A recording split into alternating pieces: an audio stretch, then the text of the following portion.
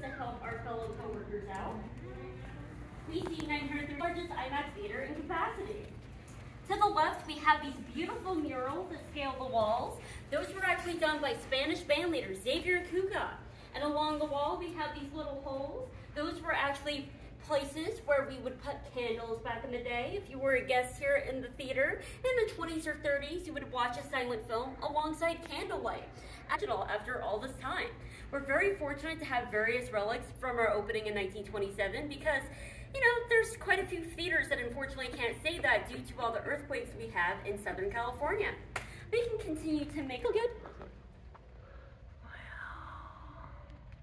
Now in front of us, we have the third largest IMAX screen in the country, the fifth in the world, the first in the country being in New York City, the first in the world being in Germany. And along the curtain, you'll notice this design. Now that was actually done by Xavier Cugat as well, and it's scanned and printed based on the curtains that we had back in the 1920s. It actually took 2 years to scan them and print them large enough to cover the entire screen.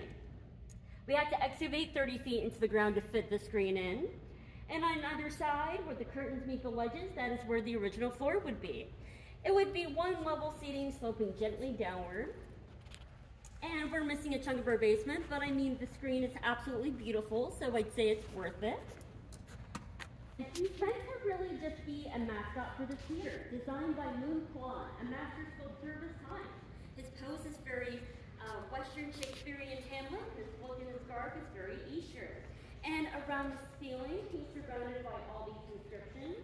Those are said to be the signatures of the artists themselves, alongside other symbols, meaning double happiness, great fortune, all to bring abundance and prosperity to this theater.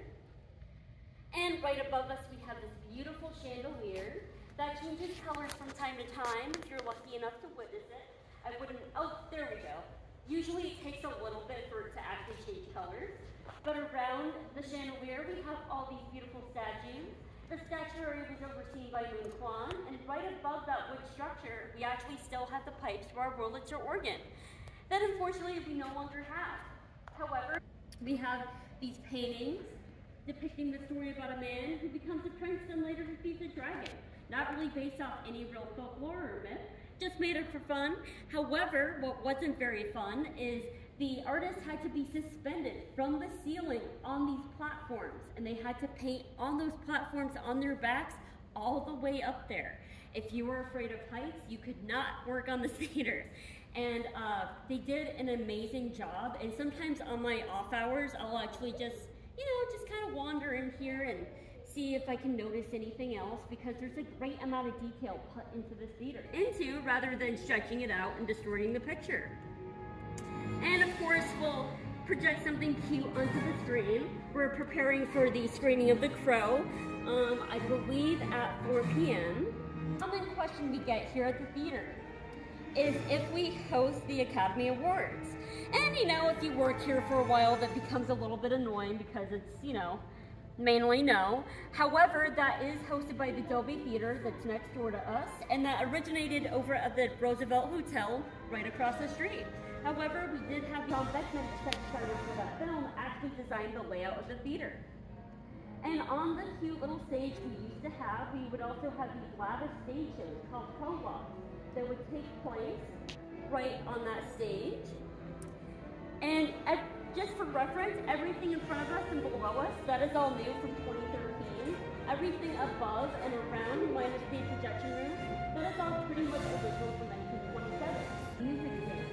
But they're actually, oh wait, I always get those mixed up when I'm talking about this. Anyway, they look like lanterns, but they're actually music stands, and they would light up and change colors to accompany the film. So if the film started getting sad, they would turn blue. Romantic, they would turn pink. Happy, they would turn yellow. China, because of course that's another keyword on this report, imported from China and fire hazard. However, on the backs of them, you'll notice that there's actually vents on the back. And that is actually our air conditioning system from 1927. We were one of the first theaters to ever open with air conditioning, and thank goodness for that, because if it weren't for that, we would actually quite literally have a block of ice and a fan.